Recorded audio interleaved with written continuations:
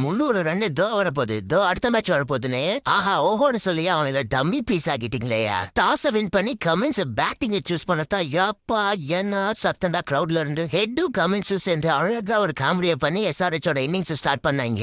இந்த காமெடிக்கு அப்புறமா தலைவன் ஸ்டார்க்கு உள்ள பூந்தா வயசாயிடுச்சு அவ்வளவுதான் ஸ்டார்க்லாம் ஒண்ணு இல்ல அது இல்ல இது இல்லன்னு கதறிட்டு இருக்காங்க கமெண்ட்ரியில. பார்த்தா அந்த ஆள் என்னடா வந்து சொருகின்னு இருக்க 5 விக்கெட் எஸ்ஆர்ஹெச் சைட்ல இருந்து விக்கெட்டே போனாலும் அந்த அனிகேத் வர்மா பையன் மட்டும் தனியா கொண்டு போயிட்டு இருந்தா டீம் மொத்தமா முக்கிய 163 ரன் அடிச்சுட்டு ஆல் அவுட் ஆயிட்டாங்க. டெல்லி கேபிட்டல் சைட்ல இருந்து மெகக்கு பொலந்து தலை போறான்னு பார்த்தா நம்ம அது ஃபேப் பொலந்துட்டு இருக்காப்ல. மெகக்கு புதுசா பேட்டிங்ல ஏதோ ட்ரை பண்ணிட்டு இருந்தா அது என்னன்னு தான் தெரியல. அப்புறம் எஸ்ஆர்ஹெச் சைட்ல இருந்து இன்னொரு சின்ன பயபுள்ள அன்சாரி என்னம்மா பவுலிங் போட்டு 3 விக்கெட் எடுத்துட்டாங்க. என்னதான் விக்கெட் போனாலும் போறலும் ஸ்டெப்ஸா முடிச்சு கட்டிட்டானுங்க வின் பண்ணிட்டாங்க. ஆனா ஒண்ணுப்பா 2 டீமும் மாறி மாறி கேட்ச பிடிக்கும் போது வயிறு வாயிலா எரியுதுடா டே சிஎஸ்கே.